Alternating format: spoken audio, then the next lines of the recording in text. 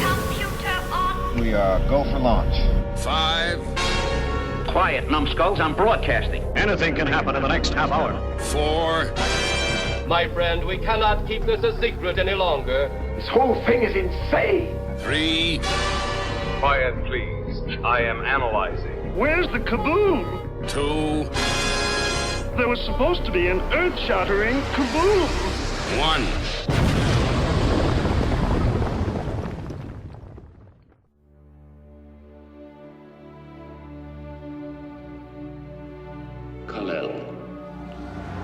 You do not remember me. I am Jor-El. I'm your father.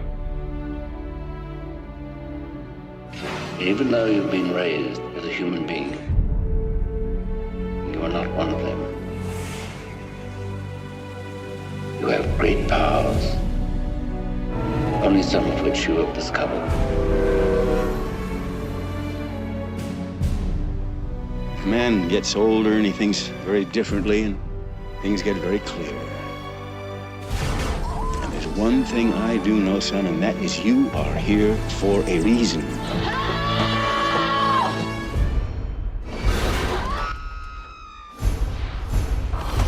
Easy, miss. I've got you. You've got me. Who's got you?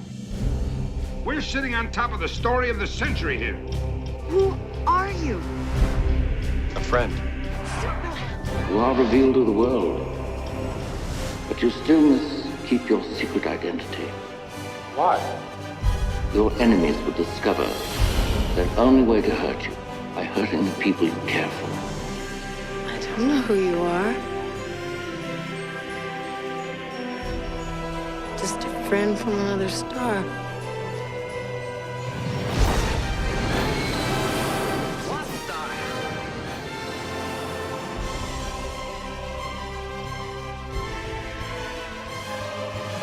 Is that how a warped brain like yours gets its kicks? By planning the death of innocent people? No, by causing the death of innocent people. Mind over muscle. They can be a great people, Kal-El. They wish to be. They only lack the light to show the way. For this reason, above all, I have sent them you, my only son.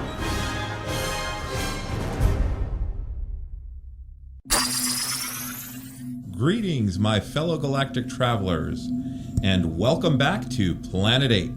This is your mission commander Larry speaking to you from our hidden base. Chief Engineer Bob is here by my side as always in the command center, and circling Planet 8 in our orbital spy satellite is Reconnaissance Officer Karen. And on this episode of Planet 8 Podcast, we're coming at you with the 1978 classic Superman movie. Kids, this was the movie that made you believe a man could fly. Your commander is the big fan. We're all fans of the movie, but I'm the big fan here. So I'm gonna we're gonna kick it to Commander Larry. Take it away, Larry. Thank you. This is interesting. We did a podcast on the black hole, and they brought in all this talent from model artists and matte artists, actors, directors, producers, and all that. And the black hole just really didn't fulfill its mandate of being a disaster film in space or action adventure. But I'll tell you, Superman the movie, and Mario Puzo. This is one of the things that really amazes me. The writer of The Godfather wrote the script for this movie. The producers were the Salkinds, Alexander and Ilya Salkind.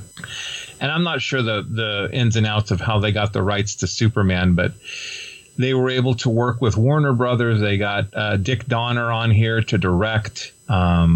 Richard Donner famously directed The Omen, the first Omen movie before Superman. He went on to direct Lethal Weapon and some other movies, action adventure movies and whatnot. But they decided to cast. Oh, before we get into who Superman was, who did they get to help sell the movie to the studio and the distributors, and Gene Hackman. He's a good Hollywood actor. I mean, he's been in several films, good films.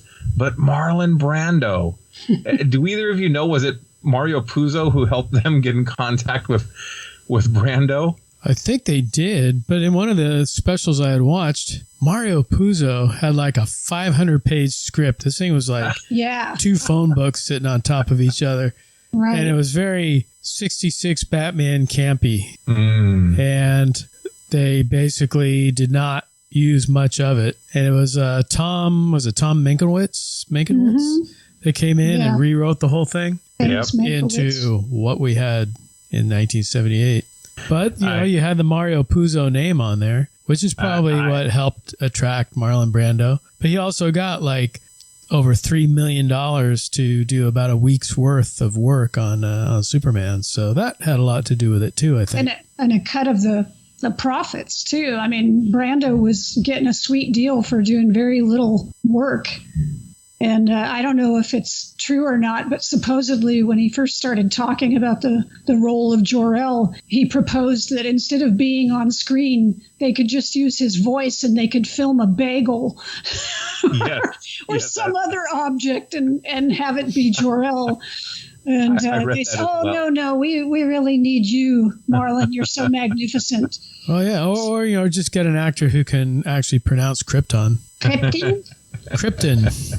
He's from Krypton. You are charged with crimes against the planet Krypton. Look, kids, let's not sabotage this podcast today, shall we?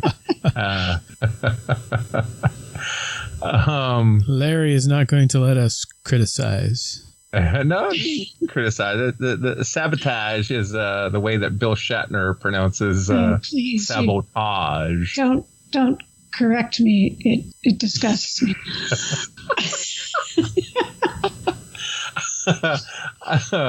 We have to do a Shatner episode one of these days. But anyway, Mr. Brando didn't bother to memorize a lick of dialogue. Not one. He had. That's his method. I guess that's his method. But that would mean he'd have to put a little more work into it. You only get so much for $3 million. Let somebody else write up the cue cards. God. I'm sorry. I'm going to be thinking about that bagel thing all throughout the podcast now. My father is a bagel? They had Christopher Reeve, Margot Kidder, Glenn Ford. I mean, Jackie Cooper. I love this movie. That's a great cast. I mean, the best thing they really did was cast Christopher Reeve. They had talked about a lot of big name, well-known actors in the role of Superman. Robert Redford and James Caan, even Dustin Hoffman, which I cannot wrap my mind around. I'm sorry, that makes no sense to me. Paul Newman, yeah. So a lot of big leading men, but at this point, I don't think anyone would ever say that Christopher Reeve, nobody touches that role like he did. He's fantastic. Well, I think it was the Salkinds that started hunting through all the A-list actors. And then it was Richard Donner who said, no, I think it should be an unknown, which was probably a better idea. Because, it's like, hey, it's Superman instead of, hey, it's Robert Redford in a cape. Right. They had Burt Reynolds, Sylvester Stallone. We already said Paul Newman. Not William Shatner. Bruce Jenner. See, he could play Superman, and then later in his career, he could come back as Superwoman. All right. Yeah, well, they say Patrick Wayne was cast, but dropped out after his father, John Wayne, was diagnosed with stomach cancer. That probably would have been coming on the heels of Clash of the Titans or after? Or not Clash of the... no, it was Golden Voyage of Sin... No, not Golden Voyage of Sinbad. The other one. The Eye of the Tiger. Eye of the Tiger. Right. Chris Christopherson, Charles Bronson. It's just really a lot of ridiculous casting ideas. No Arnold Schwarzenegger? Arnold is too big and too German. Ilya Salklin's wife's dentist was screen tested. They were getting desperate. That's like Plan 9, right? The Ed Wood's dentist filled in for Lugosi. Right. Well, and the thing with Christopher Reeve was at first they're like, no, the guy's too skinny. He's too little. He was tall, but he was lanky, right? Mm-hmm. Dave Prowse comes in and makes a man out of him. Famously, Dave Prowse of Darth Vader fame. As he signed my poster, the Darth Vader. So. Let Darth Vader pump you up. Apparently it worked because he went from like 180 to 220 or something like that. He put on a lot of mass for the role, you know? Well, he was even saying that when he tried out for the role, he wore this big baggy blue sweater just to make himself look bigger. Now, we should say before this movie, The Adventures of Superman on TV, it was George Reeves who I think portrayed Superman, an iconic portrayal of Superman, because as a kid, I mean, it still sticks with me today. So you have to figure in the back of their minds that was kind of like, you know, weighing on them, kind of like when they did the Batman movie back in '89 and the campiness of the '66 Batman. But The Adventures of Superman was not campy, you know, not like Batman was. But to bring in an unknown, you guys think it was smart to do that rather than bringing, you know, casting it with, you know, Robert Redford or whomever? I think it was very smart. Yeah, definitely. You know, and it worked out. Famously, it worked out very well for them.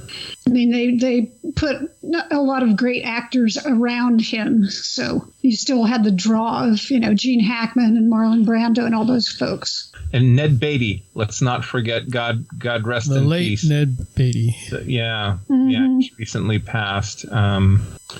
But Otis, the character of Otis, was great comedy relief for. Golly, Mr. Luthor. Yeah. Otisburg. Yes. So here we have a telling of the destruction of Krypton. You know, for all the films that they've had since the '78 version of the Richard Donner version of Superman, I think this was the best telling of the destruction of Krypton. Special effects wise, you can argue. I'm also a big fan of The Man of Steel. I think that was a good movie. We won't talk about the other film with Batman and Superman because these two will have at it. Well, one thing I will say about the destruction of Krypton, and I was watching it on Blu-ray on the big TV, and you can see the wrinkles in that psych behind the explosion, let me tell you. Oh. Lower left, big old wrinkles in the psych. That's too bad.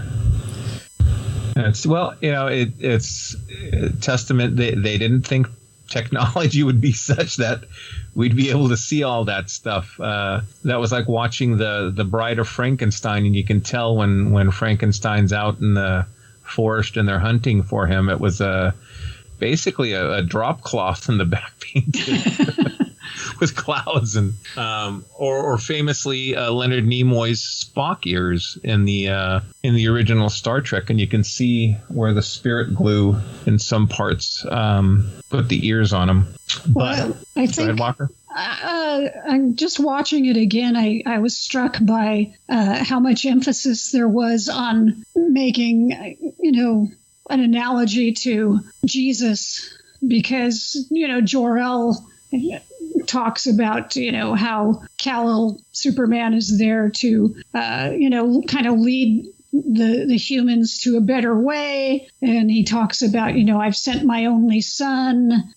And, you know, as Superman flies up into the clouds and Jor-El's face is in the clouds. And, you know, I at some point it's sort of like, wow, they're really hitting you over the head with this. And Chris Reeve's portrayal of Superman is sort of like a very kind God who, like, oh, these people are so, like, the way he looks at human beings is sort of kindly, but like, oh, they're really kind of little idiots that I have to protect and take care of.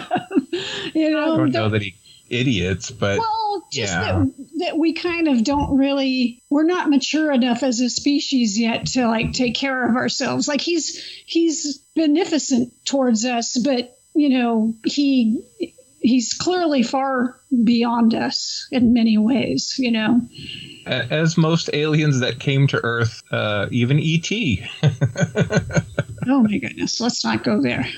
But yeah, it's an interesting aspect of the movie. And, he just projects so much kindness and goodness and everything, which I don't know, even in 78, I think it might have been hard for people to swallow if it had been any other actor doing it, because he's very sincere in the role. He doesn't play it campy or goofy. He's not winking at the camera or anything. He's just very sincere in this character. He really believes what he's doing. Well, you almost have to play it that way because, if you do it wrong, people are just going to laugh at you in every scene. And I think the producers were even kind of going back and forth and, trying to decide how Superman should act. Because, he's basically a big Boy Scout. And, he wants to do good. He wants to, be the good guy and do good deeds and all that. And he never, unlike other superheroes, he never questions himself. He never questions what he's doing. He's just full speed ahead, truth, justice, and the American way. Right. Now, could Henry Cavill today pull off a Superman like that? Well, no, nor should they try. I think the times changed, obviously, and society has changed. But getting back to the benevolence and the way that he looked at humanity, I will say that Henry Cavill's Superman, that version of his father was Jonathan Kent, or Kevin Costner, who played Jonathan Kent, had more to do with how Henry Cavill, you were here for a purpose, and so on and so forth. We can kind of get into the dynamics between the two later on. I wanted to touch on the film's version of Jonathan Kent. Did it?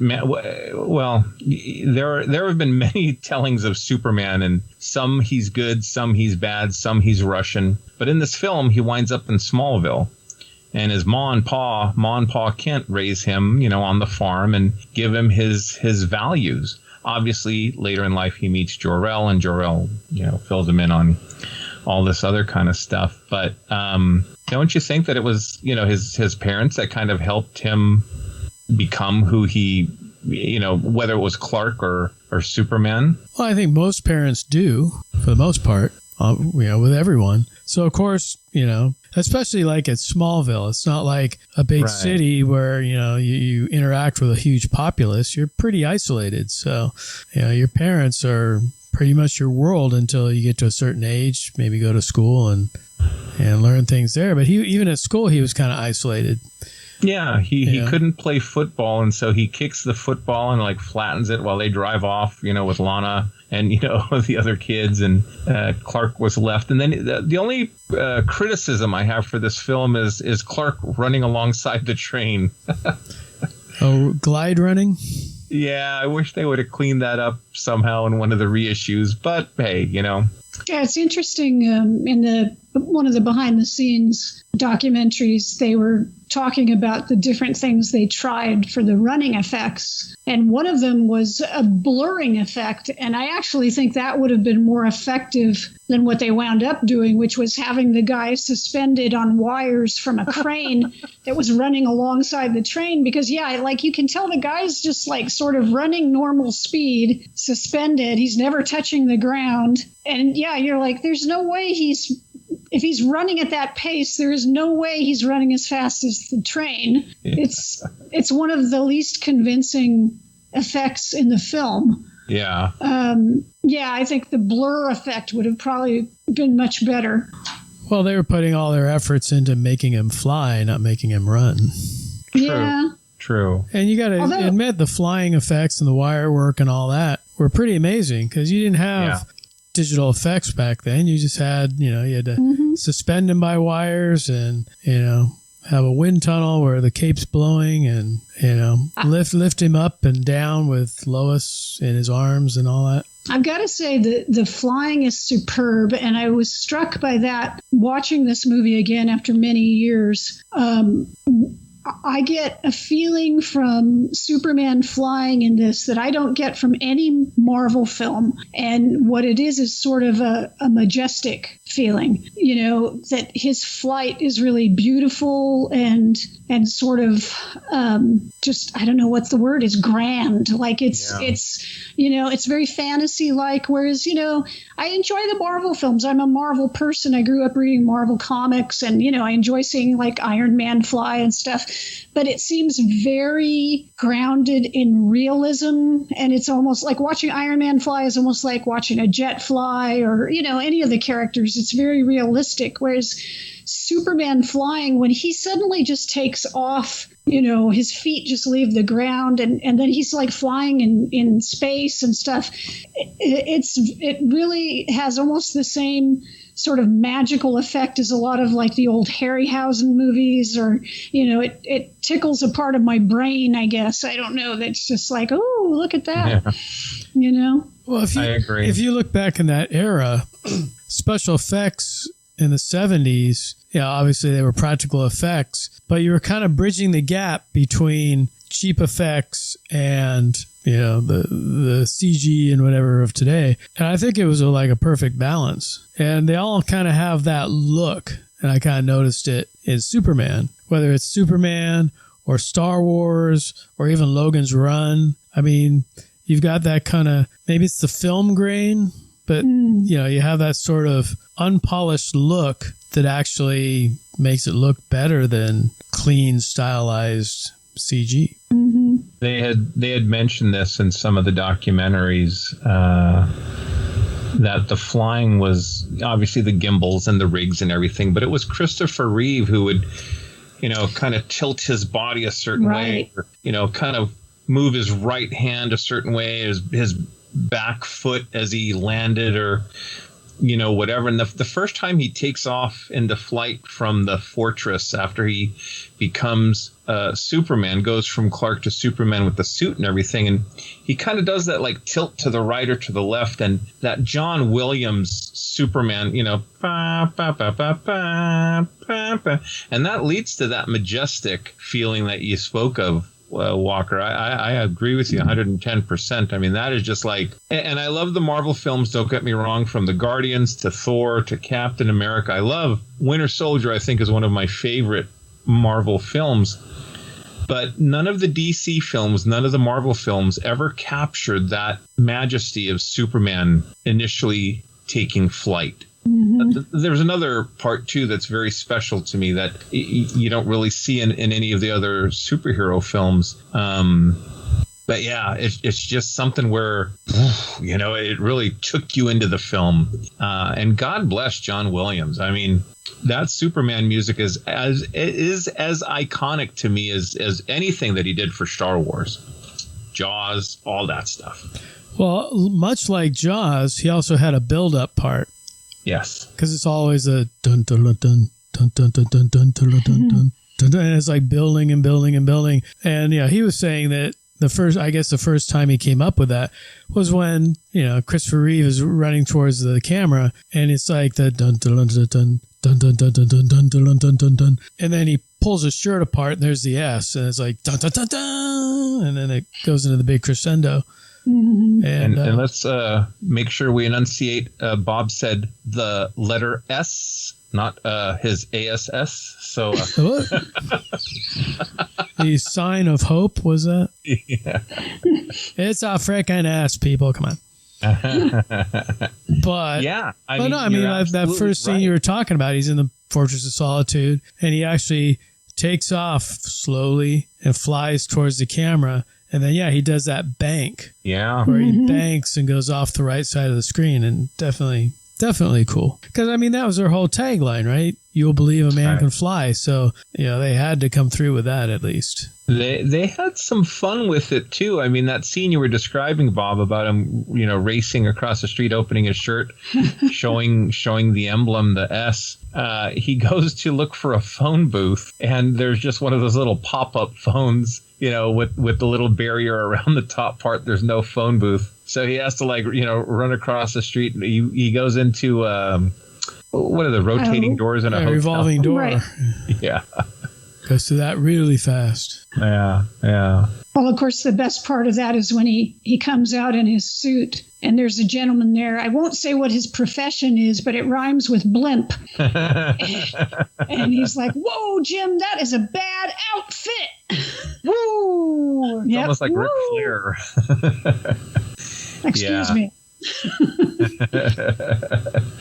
Yeah, that is very cool. We kind of talked about the actors and everything before this, but Margot Kidder honestly wouldn't have been my first choice. Mine either. As Lois Lane, but I guess the chemistry between the two. Well, and yeah, we can see it in the film, but when they had them doing a screen test, they just really complimented each other.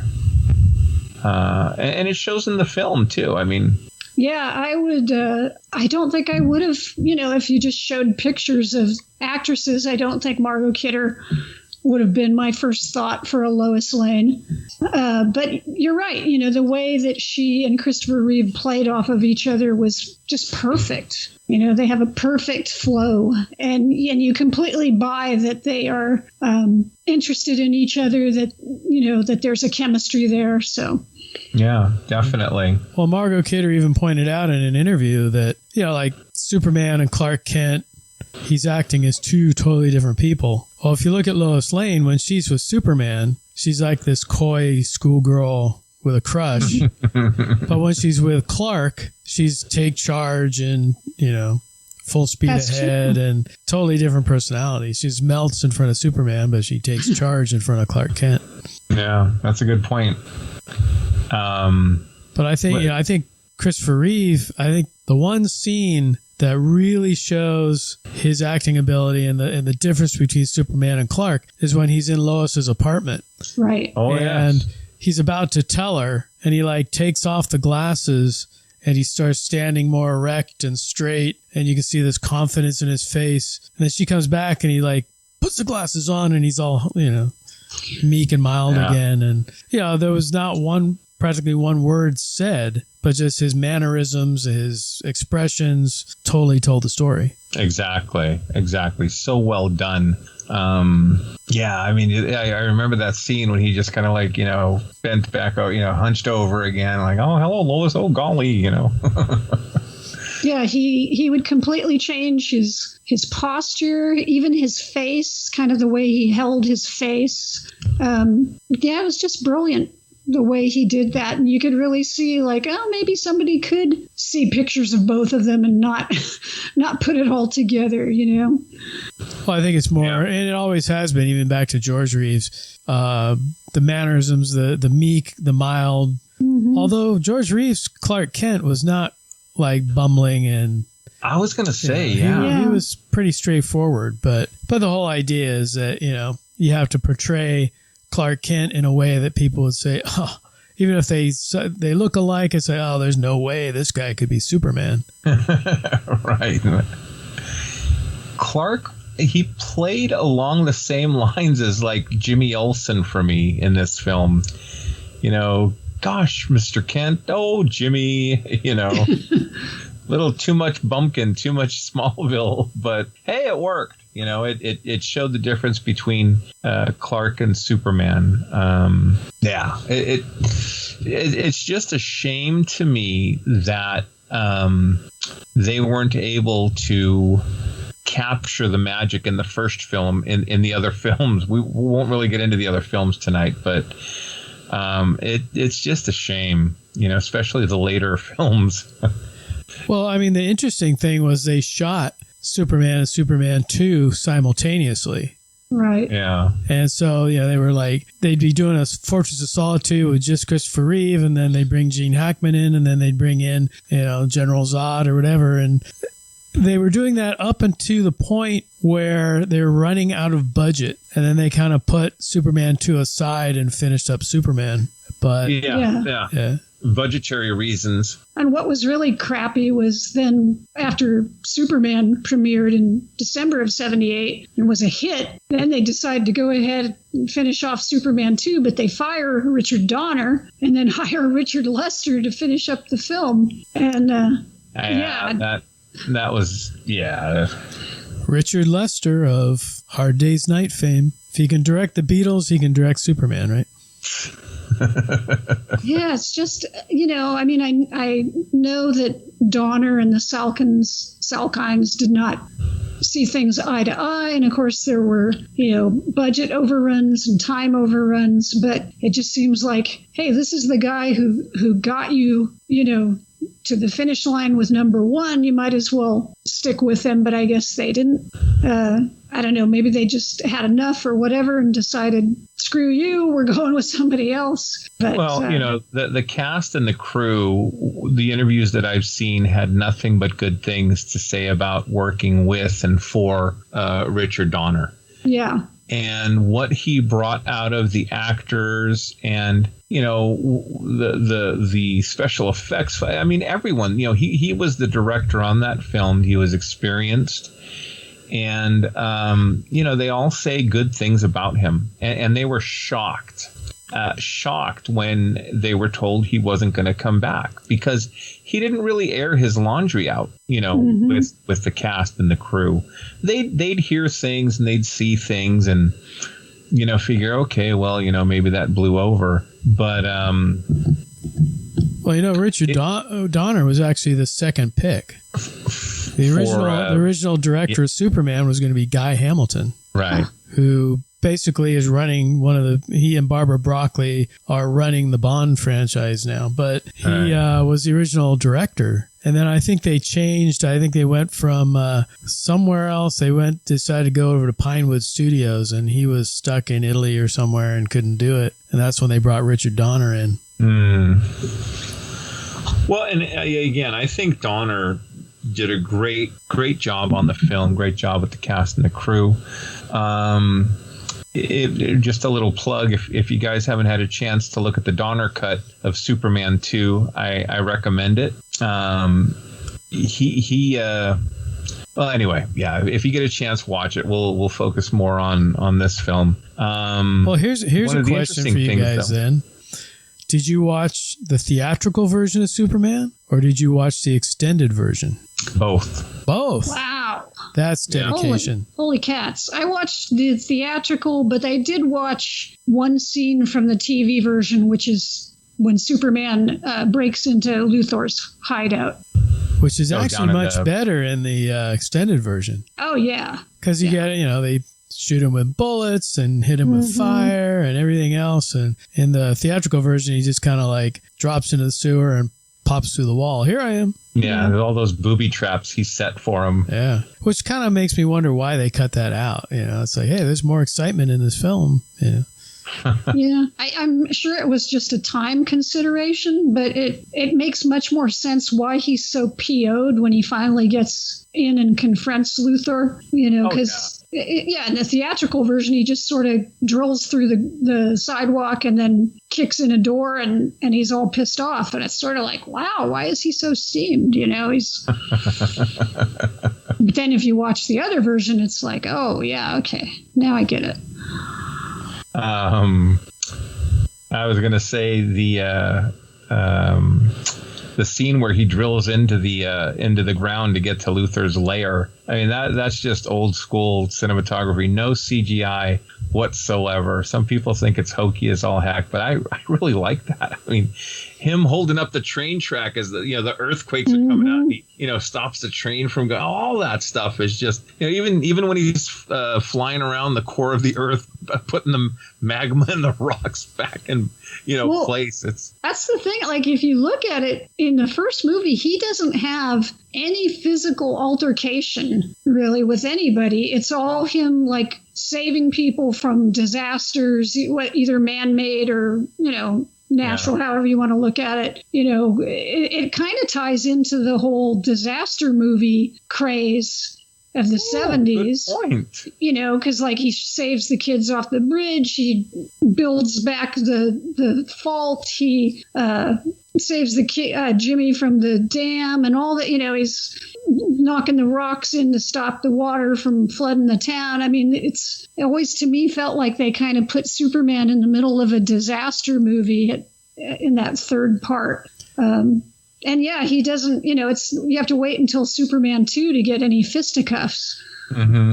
Well, I mean, you got to figure too, it's like bringing Lex Luthor in as the main villain, like Superman could flick his finger and knock him across the room. It's like, oh yeah, there's nothing to fight unless Lex Luthor came up with a Superman Buster suit or something. But yeah, I mean, he's more the intellectual match more than the physical match. Mm-hmm. So yeah, Superman had to do super deeds.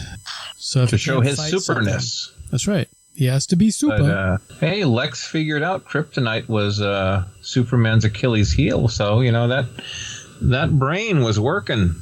It was working overtime because he figured that out pretty quick. Well, it's the position of this galaxy and the position of, it's like, okay, I'm not going to worry about it. I just turned everything off at that point. It was the word krypton that set me off initially. Yes, I was going to say thank you, Steve Walker, for going into the science of Superman. There is none, but that's okay. I enjoy it anyway. Hey, I'll give you 2 reasons why I like this. Miss Tessbacher. Am I right, Bob? Uh-huh. Yeah. Valerie Perrine. Oh, my. Oh, yes. Miss Tessbacher. Yeah. I mean, what a trio of villains. Miss Tessbacher, Lex Luthor, and Otis. Go figure. And, the interesting thing, too, is in last season, I don't think it was this season, I think it was last season of Supergirl. Lex Luthor's in the series, but they actually brought Otis and Miss Tessmacher in as characters. Did they really? It's John Cryer, I know, is playing Luthor. Yeah, and then he had his assistant, which was Miss Tessmacher. I think she turned out to be an android or something like that, but or a cyborg type thing. As often happens. But he had a bumbling Otis as well. Interesting. Yeah. I forgot to mention was Larry Hackman had a cameo in this film. He did. He was was it a captain or no, he was a captain because he told Lieutenant, get out of the way. Wouldn't have my men do anything I wouldn't be willing to do myself. And that was to help resuscitate Miss Tessbacher. Mm-hmm. But it was a pretty quick scene, a pretty quick cameo. And then Rex Reed had a cameo. And Rex Reed, that's right. They were throwing people in left and right. Yeah. I think Larry Hackman, I just looked it up. So Dallas had just started when that year, 1978. So yeah, his JR days had just begun. So he was more Major Nelson at the time. But also, speaking of cameos, in the train, you had Kirk Allen, who played Superman in the serials, and Noel Neill, who played Lois Lane in the serials and in the George Reeves Superman series. Yes. Very cool. Something for everybody. Because she played in this movie, she played Lois's mother, because Lois is the little girl in the train. Right. When Clark Kent is gliding by. Speaking of little girls, one of the moments that I noticed the last couple of times I've watched the film is the Superman's first night in public when he goes out and does so many super deeds. One of the things he does is he rescues a cat from a tree for a little girl. Yep. And he gives the cat to the girl, and he's like, okay, now, bye-bye. And he flies off, and the little girl runs back into her building, and we can't see what's going on, but we can overhear voices. And the little girl's like, Mom, a man came by, and he flew up in the tree and got Trixie and flew, or whatever. And then the woman says, what have I told you about lying to me? And we hear a slap. Yeah. It's like, whoa, Superman caused the little girl to get smacked around. You think he would have heard that, though, as he was flying away? Yeah, he probably you think he should have flown back and shown the lady, hey, she's telling the truth. Kicked Mom's butt? Yeah, well, at least, yeah, maybe the modern version would. And the Christopher Reeve version would just say, ma'am, she's telling the truth. Yeah, help her out a little bit. Jeez. I know, poor kid. Going back, thinking about, the first time he does one of his big super feats is rescuing Lois out of the helicopter. Yeah. And she falls out, and he says, don't worry, Miss Lane, I have you. Or whatever. She's like, you're holding me, but who's holding you? There's some really good lines. And I'll tell you, when I first saw this, all of that to me was just like phenomenal. Like, oh my God. Now I think we're spoiled after Guardians and after Iron Man and Thor and, all these miraculous things they're doing with like hundreds of different elements, CGI flying and magic and portals. But back then, to watch Superman fly, grab a helicopter from falling in one hand and rescuing Lois in the other arm, that to me was like, oh my God, I can't believe, I'm watching this. Well, there's an advantage to seeing things in order. Yeah. Because if you watched all the Marvel movies and then say, oh, hey, there was a Superman movie back in 1978, I'll go check that out, maybe you wouldn't have been quite as impressed. Well, look, all the nieces and nephews are like, why did Pumbaa like the first Star Wars movie so much? Ugh. That wounds me. It wounds me. Nice. Other than Kayla. Kayla gets it. But Kayla grew up on that. So. But I have sort of this same thing. I think it's analogous to, like, sometimes you go out and you get some food item, whether it's like ice cream or a burrito or whatever, and they try to shove as much crap into it. You can't just get like an ice cream with maybe some, I don't know, some cookies crumbled into it and maybe a little caramel on it. No, you got to have like 12 ingredients in it, right? Or a burrito. You can't just get like your beans, some meat, a little cheese, maybe a little, pico de gallo. No, we're going to put like 3 types of cheese. We're going to put like 6 types of beans and rice and maybe some potato. It's like these things become so congested with so many elements that you cannot enjoy the individual elements, right? And it's sort of like these movies sometimes. Like if I try to watch like Endgame, like that final battle, it's just like a big freaking mess. I don't know what's going on. Who cares? It's too many people. But something like, Superman, going and grabbing a missile and throwing it into space, it's like, oh, he's doing something really important that I can focus on, Right. Well, wait until Superman 4 when he takes all the nuclear missiles in the world and throws them into the sun. And then there's some things we just will never, ever talk about. Well, let me tell you guys this, because I did take a deep dive. I watched Supergirl with Helen Slater. Oh, brave man. And there's a movie I have not seen in years. Yeah, Don't bother. But those of you who dare, HBO Max, I am now brave enough to go back and rewatch Superman 3 and 4 because I don't think they're going to be as bad as Supergirl. Oh, you might be surprised. Oh, what's that, Bob? Oh, you might be surprised. I don't know, man. That Supergirl was just, she flies out of the lake like the Excalibur sword, and yeah, I'm like, what does that have to, And then Faye Dunaway does a great job at acting, but what the hell, man? Anyway. Well, hearkening back to the Supergirl TV show, her parents in that show were played by her mom was played by Helen Slater. Yep. And the father was played by Dean Cain. Dean Cain, yeah, who was in Lois and Clark. Lois and Clark. They actually, I got to say, the DC TV shows did a pretty good job of kind of bringing a lot of those older actors, characters back into, not just in the crossover ones, but I mean, the original Flash from the 80s came back and played Barry's father in the Flash. You know, things like that. It's cool for us old people to see, oh, I remember him. So speaking of old people, I guess I got to ask you guys, where did you first see Superman? The movie? Grand Lake Theater in Oakland, California. Dang, it's precise. I was going to say I saw it in the theater, but I don't remember which theater. But I saw it in the Santa Maria Theater, the big theater, before they split it up into 3 theaters. Right. I was going to say the Oakland theater there, it was the Grand Theater. I mean, it still has like one of the biggest screens.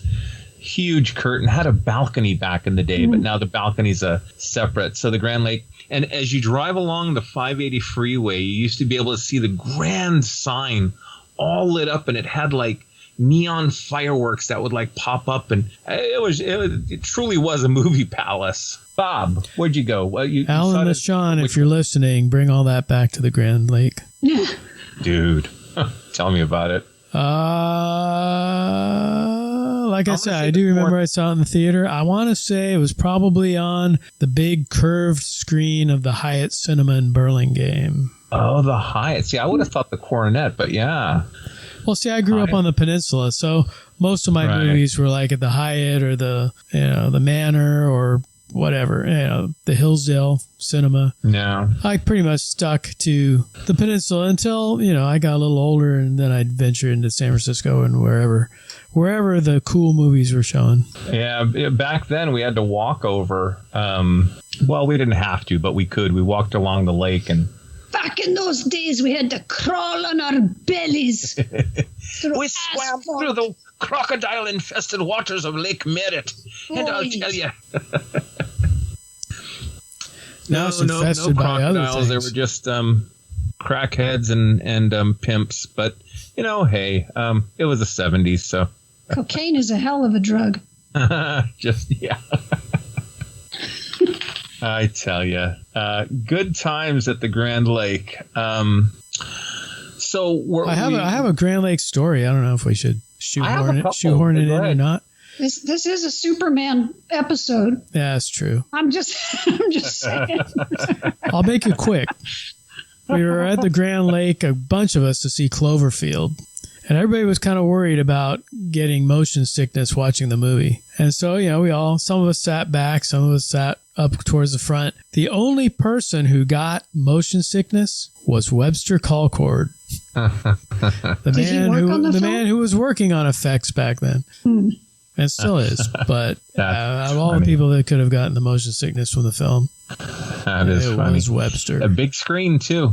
Very big screen. No, definitely. Saw a few, even though I was growing up on the other side of the bay, I saw quite a few movies there. And we put on a couple shows there, too. So, cool theater. I was fortunate enough to see Bob Wilkins there put on I want to say it was a Sinbad movie. And then John Stanley showed the Legend of the Lone Ranger. Superman. We're talking about Superman, though. That's right. So we'll leave creature features out of this. Wandering down memory lane. Well, any final thoughts about Superman 78? I gotta say that like Karen, I grew up a Marvel guy. Make mine Marvel, the whole thing. But I did heavily grow up on George Reeves' Superman and Adam West's Batman. And as far as the DC superheroes go, you really can't slight Superman, or you really can't underestimate the impact that he had, because he was the first superhero, right? Mm-hmm. He was it. If it wasn't for him, we wouldn't have all this other stuff. So to bring him into a big budget at the time film and pull it off the way they did was nothing less than extraordinary. Well, I'm with you, Bob. Batman 66, the George Reeves Adventures of Superman. I'll even say the Super Friends. That beginning of the Super Friends was very reminiscent of the bum bum bum bum bum. Just slowed down. Super Friends was dun dun dun dun dun dun. Dun, dun, well, Superman had his own cartoon too, right? He did. Had like the Batman Superman hour. That had a cool theme too. It was like it was Filmation, I think, right? Yeah. So to see, the movie, to me, I still, man, and right, with all the Marvel movies, with all the other great Marvel movies, don't get me wrong. I mean, I still cry at the end of Endgame when, on your left, Cap, Steve, is that you? Or Sam, is that you? But the ending to Superman was just as fantastic as any part of the film. The only time during the movie where Superman breaks the fourth wall and the John Williams music is playing, dun dun dun dun dun dun dun dun, he's flying above the earth, having set everything right, breaking the laws of man and nature, and he just kind of flies off and kind of looks at you out of the side of his eye and smiles, and I'm like, oh my God, he's smiling at me. He's smiling at me. He knows. He loves me. I felt like Lois did when. Was that Bob? He knows I'm in the theater. Yeah, exactly. I felt like Lois when she did that. Oh, we didn't even talk about the montage. Can you read my mind? Dun, I was hoping we wouldn't. What'd you say, Walker? I was hoping we wouldn't. Well, when you were in the theater and Superman looked at you, pink. Yeah. Oh, sorry, Miss Elaine. I didn't mean to embarrass you. And that's when she did that. Oh.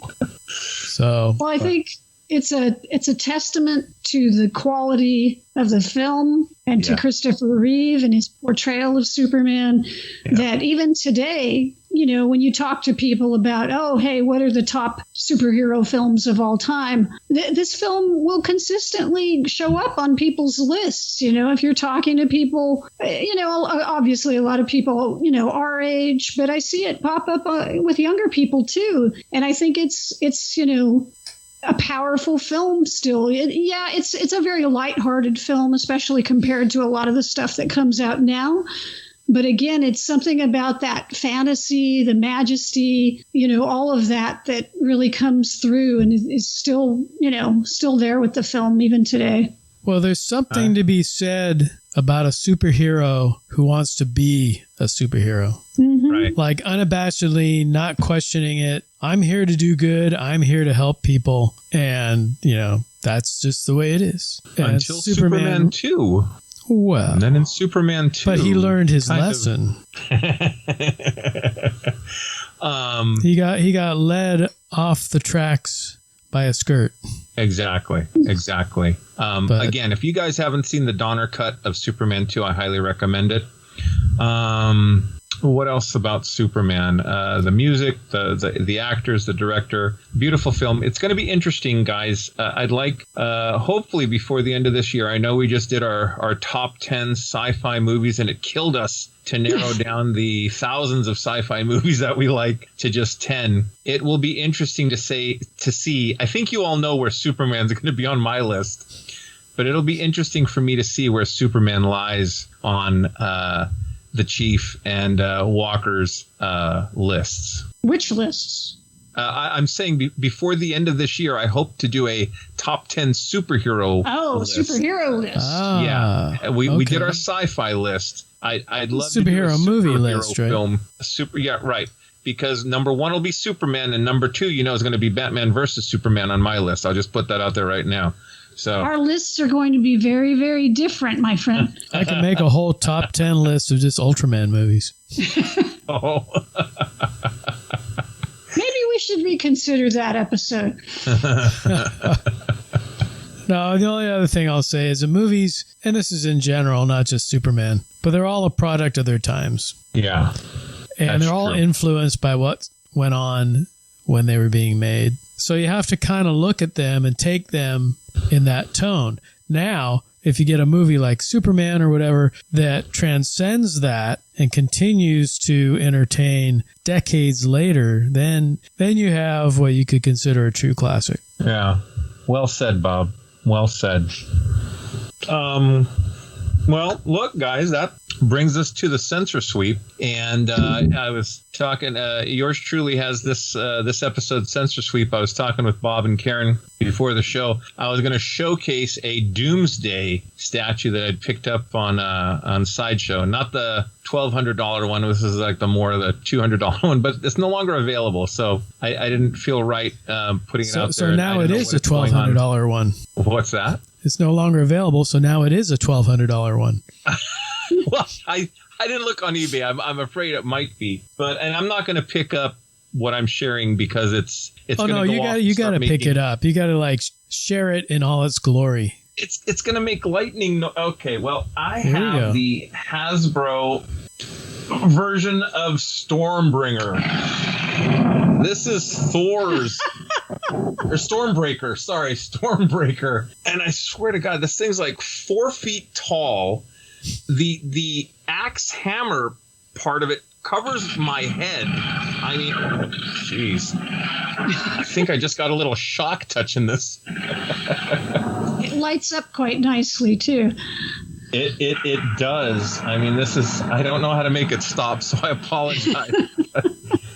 This is put out by Hasbro. It's readily available at online shops. Is it in whether stores it's Entertainment or Earth, Amazon? I never saw. They have some stuff at Target and Walmart, but I've never seen this there. But you can never find any of the stuff at Target and Walmart.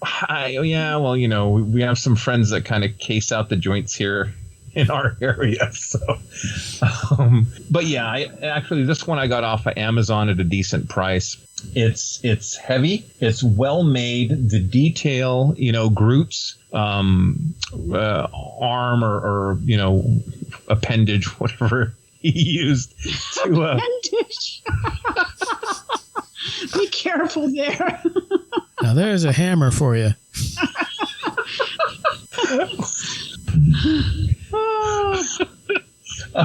Anyway, but I digress. I found Stormbreaker on Amazon. It's $150. It is a bit of an investment. But you can still get it. There's a bunch of Stormbreakers on there. But I have to ask you though, do you have Mjolnir to go with it? I most certainly do. Mjolnir you have to turn on to. There we go. So the hammer part of this is actually fairly large as well. That's put out by Hasbro as well. And we might as well make it a trifecta. I also have the Infinity Gauntlet that... I'm only putting Stormbreaker in the write-up. So there you go. Yeah. We had a guy at one of our Godzilla nights, Charlie Soto, and he's you'll see him at toy shows and stuff here in the Bay Area. He makes movie props, and he made Mjolnir. And I have people have seen my Facebook page. I have a picture holding it, but he made the head of the hammer out of a small cinder block. Oh, so this thing was here, are you worthy? Pick it up. This 30-pound hammer. Oh. Yeah. But Stormbreaker with the appendage is definitely pretty cool. It is very cool. And if you get a chance to help yourself to one, please do. on that note, this draws this episode to a conclusion. Appreciate you guys tuning in. Make sure to go over to our YouTube and comment, like, and subscribe. Take care of yourselves. Until next we meet. On that note, this will conclude this transmission from Planet 8. We would like to thank all of our intergalactic audience for listening. Be sure to head on over to our website at www.planet8podcast.com, where you can get more information on this episode's topic. For more conversation, find us on Twitter at Planet8Cast. Or on Facebook at facebook.com/Planet8Podcast. We want to thank you guys for tuning in each and every episode. We look forward to your input and opinions. Until next time, this is Planet 8 signing off. End transmission. By George, he's got it. It is the end.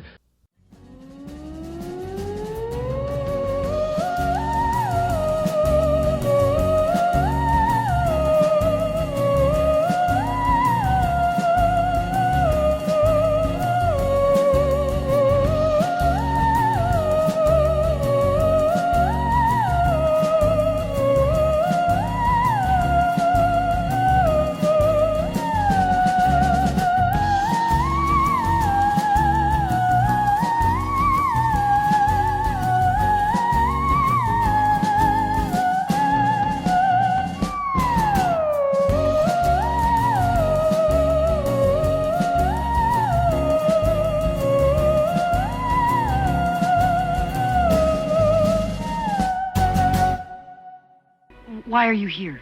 There must be a reason for you to be here. Yes, I'm here to fight for truth and justice in the American way. You're going to end up fighting every elected official in this country.